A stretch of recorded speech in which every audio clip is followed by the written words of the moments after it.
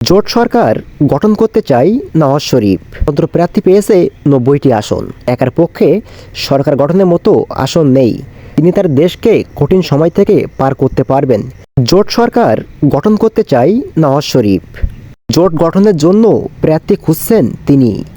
শুক্রবার নির্বাচনী ফল ঘোষণার মধ্যে বিজয়ী ভাষণে একথা বলেছেন তিনি। খবর বিবিসির। নওয়াজ শরীফের পিএমএলএন এখন পর্যন্ত ৬২টি আসন পেয়েছে, আর স্বতন্ত্র প্রার্থী পেয়েছে ৯০টি আসন। বিবিসির উর্দু ভাষণ জানিয়েছে, ৭১ জনের বেশি স্বতন্ত্র প্রার্থী সাবেক প্রধানমন্ত্রী ইমরান খান ও তার দল পিটিআইয়ের সঙ্গে সংযুক্ত।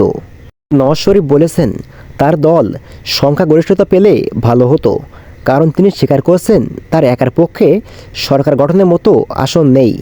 তাই তিনি জোট গঠনের চেষ্টা করবেন। বিজয়ের ভাষণে তিনি স্বতন্ত্র প্রার্থীদের স্বাগতম জানিয়েছেন। নওয়াজ শরীফ তার ভাষণে বলেছেন, তিনি তার দেশকে কঠিন সময় থেকে পার করতে পারবেন। তিনি বলেন, আমরা আগেও দেশকে কঠিন সময় পার করেছি এবং আমরা আবারও তা করতে পারি।